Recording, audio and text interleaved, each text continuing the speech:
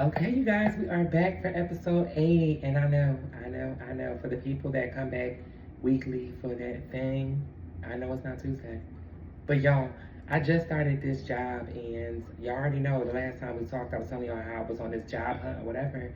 I had to figure out, like, work plus podcast plus social media. I'm finding that balance.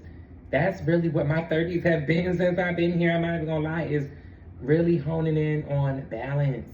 That is so hard. It sounds so simple, but to juggle and to keep things afloat and make sure that everything is moving smoothly like a system. Everything needs to move smoothly like a system so that you don't get overwhelmed, overbooked, overstimulated, over bitch it the fuck, like, period. So I I was doing that, y'all, and I've been trying to work, because at first, when I first started this job, y'all, the money was not looking right. I was just like,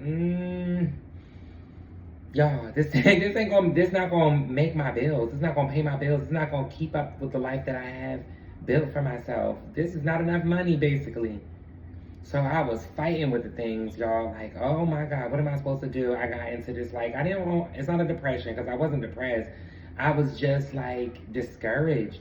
I didn't know what was, like, to come. I'm like, I'm just gonna go back on another job hunt to go find the things and look for the stuff and blah, blah, blah, whatever, so have you. But also, it wasn't moving. This is what I have right now. So I still am gonna look for stuff, but I'm just gonna make as much as I can while I'm here. And even when I first got there, y'all, like, besides the money, there were some people who were welcoming, but it's a big place. It is a lot of people that work there.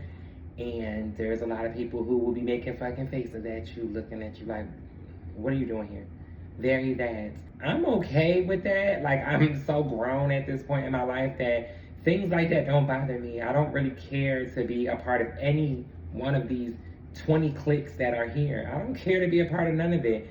Once I figured out that we don't share money, because if you ever worked in the service industry, then you know how that goes. There's some tip pools where everybody shares the money. It goes to one big thing and it's distributed, via hours, who was there longest, plus their hourly, and then plus, whatever. And it's not that. So that means that I don't really have to do that, right? I don't have to have that mindset here, because it's low-key every man for themselves. I noticed that they don't run each other's drinks and look out for each other. When I first started working, like my first few days, I was running people's drinks because, I'm standing here and they haven't even touched my drink yet, but these drinks are sitting here and they're dying, which means the ice is melting or they're starting to separate, because sometimes they have, like, syrup or citrus helps separate things too if it sits for too long, and you just start seeing things. It don't look appealing or appetizing. You know what I'm saying? Or some of them may have some dry ice in there, so it's bubbling and smoking and doing the things, and it's just bubbling and smoking and sitting there, and nobody's just touching it. So anyway, I say that to say that it really gives every man for themselves. That's really what the TB. So I don't have to talk to y'all. I don't have to talk to nobody in this bitch unless you are a manager or somebody stops me to ask for you, and I mean as like customers, or it's something pertaining to in the now at the job. But as far as friends go, I'm good off of that. Like, I've learned my lesson with making friends at work. I learned my lesson with making friends at work, and because let me tell y'all why. First of all, this is how we naturally are as people. We go into these spaces and we look for the most, close to a friend of a person at a job. And don't get me wrong, you can find friends within, employment. I'm not saying that you can't, but this is a thought process for people. We sift through everyone. We start to check to see, like, I like this, and I like this. I like talking to this person. Oh, we had some good banter. Oh, she's funny. Oh, this girl looks out for people. She be making some food. Oh, he does this. And, like, you start to, pretty much do the pros and cons of everybody that you're around, and you pick the one with the most pros, to be honest, that's closest to you, that y'all connect the most, and you befriend them, right? And the friendship goes well, don't get me wrong. It'd be good, it'd be tea. Y'all be like locked in at work. Everybody know you see her, you see me, you see them, you see me. You know how that go. And then they become to get comfortable. Like, people start to get comfortable easy when you're friends with somebody, right? And you start to see the things in them that aren't, what you would really sign up for. Like, if you were outside of this establishment, would this be a person that you would choose to be your friend? You know what I'm saying? Maybe after the honeymoon stage is when it starts to kick in, but it does kick in when you start to really get to see it. That honeymoon phase goes for relationships, and it also goes for friendships too. In the beginning, it's like, ooh, girl, let's go get some food. Ooh, girl, let's go do this. We had so much fun. Let's do this. Blah, blah, blah, so on and so forth. But when the shit hits the fan, and people become themselves, or you catch them in a different season that does not look like the season that you've been craving, then it starts to be a problem. Now, you don't really care for that person that much. She's getting on your nerves, and you're not answering the phone as much. You're not going out as much. You're focusing on self, like excuse after excuse. But what we do, like I said, we go through these people, we look for the best one that works for us. We befriend them because they are in close proximity. We spend most of our time for people that are, regular workers, 9 to 5 or 5 to 1, bitch, whatever you work in, whatever shift you on, or overnight. Hey, y'all, you are stuck at these places at least 5 days out of the week, 4 to 5 days out of the week. So you are stuck with these people. This is like being at it's like a family. You grow up with your siblings, but as an adult, you may not talk to any of them anymore. You may not even have, any relationships with any of them, or you might be close to all of them still. Who knows, right? But it's that, blood does not make you closer, and neither does being employed under this same company. I mean, it's just that. So I know better. I've made a many of work friends and tried to take them out of the workspace and realize I don't fucking like you, for real. You're not even my type of jam. You're good for going out, you're good for parties, for work, you're good for maybe some intellectual conversation sometimes. But as far as it being oh my God, let me let you into my world in real life, nah, B. It don't be that.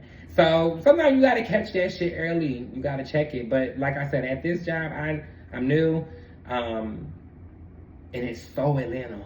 Like, it's so Atlanta. The fuck. You know what the fuck? Gone, bitch. It's so Atlanta. And there's nothing wrong with that. Like, y'all do your thing, whatever. But there is mess. It's messy. It could be messy. There are people there's cliques. There's so many cliques because there's so many workers. And I remember when I first got there, like, the amount of stares and looks and eye rolls and attitudes and dismissive behaviors and fucking rude ass remarks. I was talking to this manager was like, oh, just go to her. She knows, this and that, blah, blah, blah. So I asked her, because they weren't really communicating. I asked her, I said, hey, are y'all out of this? And she was like, who told you that? Oh, I looked and I said, it was a question, just like that. And my cousin was like, just kind of like, don't, just let them have it. You're new, you don't want to lose this job and blah, blah, blah. And I'm just like, I don't hear nothing the fuck you saying right now. I can't even hear it, girl. Sorry. Love my cousin. That's my girl. Hey, girl. That's my twin. That's my twin Phoenix. Like, what's the tea, mama? But yeah, I was like, girl, I don't hear none of that. I will never not fucking stick up for myself. I will never allow a bitch to play in my face, talk to me like they stupid. Ever. Ever. The only time that will happen is if I'm mute, bitch. And if I can move my fingers, or if looks can kill, you're going to know, bitch, I'm not playing with you. Via the eyes. That's it. And it could be just via the eyes. But it was just little stuff like that, or asking help from people because I don't know, everything, because I'm new. I know how to serve. I know how to do the things. I know about alcohol and things of that nature. But Do I know how your establishment specifically runs? Probably not. And then, when you start working a new job, learning a job, yes, that's top priority. But really, learning the culture is right after that, and probably right next door to it. It's pretty much parallel. You gotta get into both of them, like literally right away. And it was just not very welcoming. People weren't really doing the speaking and things. And plus, I am new. But when you working at establishments and stuff like that, I'm coming to y'all house. I'm speaking when I walk in the house, but bitch, I'm also not speaking every time I see you if you ain't inviting. Now, the people who from the jump who were very like, hi, how are you? Are you this? Are you a server? Are you a bartender? Like, they're asking questions. Those type of people I'm cool to talk to. But for the people that just want to be standoffish when it comes to me, I don't care.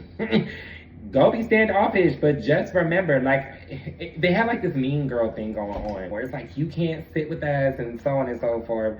Child, when I tell you, I be swinging my ponytail, rocking back and forth, switching, body tea, faces, killing it, my wear makeup every single shift. Because that's just how I am, y'all. It's not a show-off thing. It's not because I feel like I can't live without makeup. I can do that. I am a natural skin girly. Like, I much rather not, right? But when I'm out there and I am making money and I'm working tables or bartending, I'm wearing my makeup because sex sells, beauty sells. Nobody wants to buy a natural girl right away. Not while they're eating. Don't get that fucking skincare shit in my food. Do not get that shit in my food, girl. So, or your puka shells, bitch, or whatever else you bringing to the table. We are not interested. Like, very puka shells, bitch. Very much that, but like, yeah, like that's just how I am. I've always been like that. I remember when I was a kid, not a kid, I was pretty much a teenager and going into my adult years or whatever. But my aunt will always be like, why are you dressing like that? It's just a cookout. We're in the backyard. And I'm like, why are you questioning my fit? This is, okay, FODD. Fit of the day. Fit of the day. Hello? I just get like this. My makeup's done. My hair is going to always be done. I might even have on some heels. I don't give a damn. I'm not jumping on a trampoline. And if I do, I'm taking off my heels and I'm getting on a trampoline. Oh, that's it. That's it. That's all, y'all. So since you took it as a joke, because that's how they presented it, even though it was clear to see that they were trying to be funny, it's cool, right? But then they do it again, and then somebody else does it, and then somebody else does it, and now it's starting to sink in a little bit. And before you know it, not even when you're realizing it, you're starting to get affected by this in a way where you are believing these things. These jokes have now become truth. You said it enough, you heard the shit enough, and now it's real. For me, the way I really realized all of this and realized how people think and move and things of that nature, and why I don't play with a fucking joke, when I was younger, me and my siblings, bitch, we cut, not even just my siblings, my family all together. If y'all know, we gonna cook each other's soup. We gonna terrence each other's ass. We gonna say the things. We gonna make fun of each other. That's what we've grown up doing. And I think that's also a defense mechanism to dealing with trauma. Let's just be real. You gotta laugh at your pain. If you know, you know. If you don't, you'll find out. But they'll make fun of me about whatever the hell is whatever. At the time, I had a gap in my teeth. I was very bones, bitch. I was skinny. Thin mints is what they always called me. But back then, I was the truest of thin mints. I'm talking about barely anything in the inside. No chocolate even needed. Bones, bitch. And I used to get made fun of for, all these things. But it was all in good fun, right? I didn't feel it, right? I didn't feel the things. Then I started to go to grade school. Now I'm out in the world and people aren't liking me. And when they're talking about me or bullying me or wanting to fight me or we're getting into an argument, they're saying the same shit as my siblings and my family. But this time, it's not in good fun. They're saying it to hurt my feelings. But the thought of it all, and to bring it all together, my siblings and my enemies are saying the same thing about me. At what point do you think that I'm not going to believe this? Huh? Anyone? No. I'll take the first raised hand. You over there. Exactly. You don't have a fucking answer. Put your hand down. It is really just that. And I am a sensitive person. And please don't ever think that when I say I'm sensitive, I'm saying it in a negative connotation, because one thing about a Pisces, sensitivity is the key to fucking success. If I can't feel things, I will be in a whole heap of trouble. I can feel it all. Empathy. Being an empath is all about feeling. All about when I'm in a room, the energy in the room. I know when to walk away from a situation, and plus I got street smarts too. Baby, I've only been jumped one time. Okay? Uno. All right? Nothing serious, right? And it's because I don't put myself in predicaments to be around a bunch of people that don't like me or don't know me or can try something. No, bitch, I'm gonna be somewhere by myself where I know it's gonna be safe, or I'm gonna be with people I know gonna ride the fuck out if shit do hit the fan. It's just that simple. Huh? Who was that? Okay, girl, they begging me to tell the story about when I got jumped. I guess this is what this is turning into, so it is what it is. So anyway, y'all, so this was, I think I was like 17, 18 years old, maybe 17 or 18 years old. I can't even remember. I probably wasn't even an adult yet. I think I was like 17. And I went to go meet my cousin. She wanted to go to this party, turn up, do the things, whatever.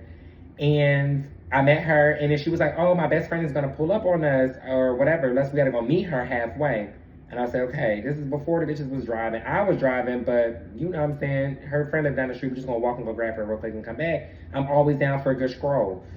So anyway, we had to go get her. And as we're heading to go get her, I'm like, mind you, we're in the hood, bitch.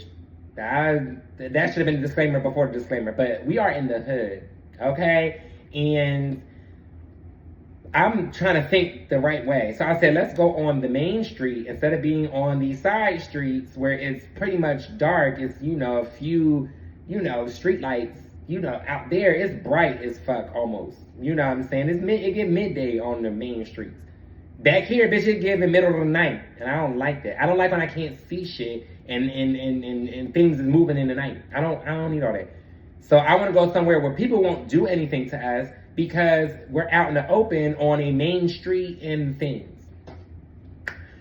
So we head over to the main street. We walking down. We told her to meet us on, that street. I'm going to just say them. We told her to meet us on South Broad Street, ho. So the people from my hood know what's up. So anyway, we walking down and we see this group of people. And in my head, I was like, oh my God, we should probably cross the street. But I was like, you know what? No, because you don't need to walk across the street because it makes it seem like you're avoiding this group specifically. And that's also like a trigger. Bitch, people been trying to square it with me for a long time. I know the signs. So, I'm thinking in that sense, right? I should have just went with my first mind. So we walk up to the group and I see a girl in the group that I know. It's a whole bunch of dudes. It's all dudes. It's just one girl. And I'm like, oh, hey, girl. Now, we call each other cousins. We're not cousins, but y'all know how that go. You know how black people get down. We're calling each other cousins, whatever the case may be, but whatever. The main nigga that was in the group was her best friend. Her best friend. The main nigga that was in the group was her boyfriend.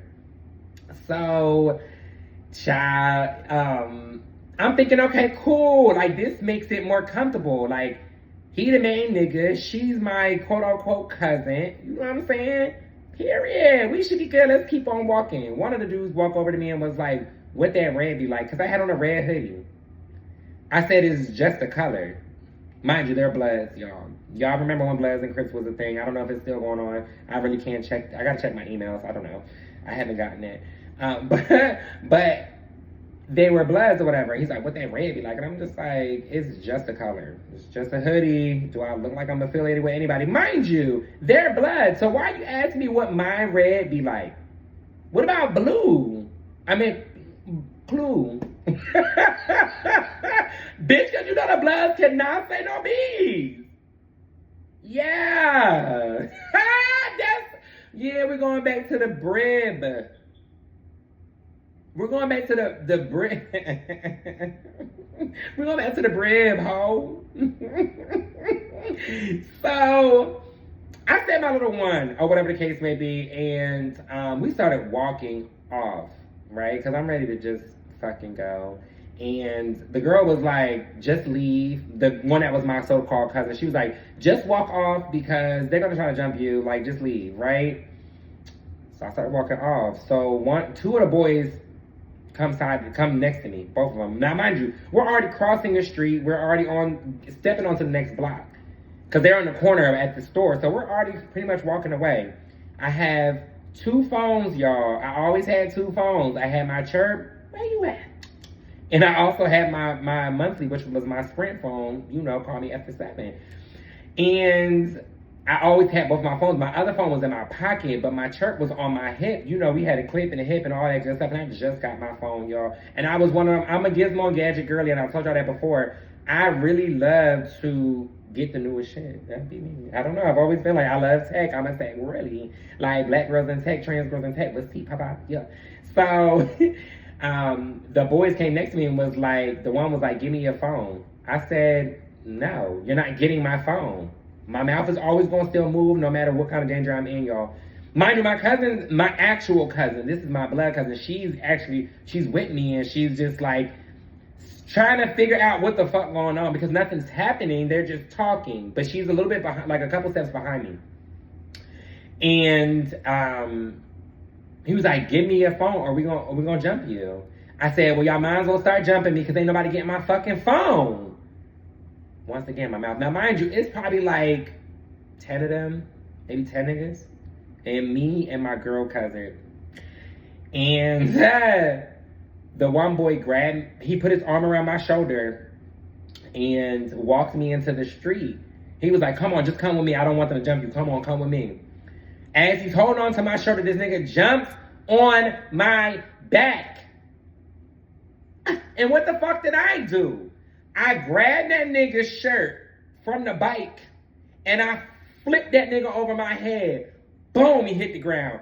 When I say I was fucking him up bad, y'all, I was fucking him up because I'm pissed now. Now I'm mad as fuck because I know I'm about to get jumped.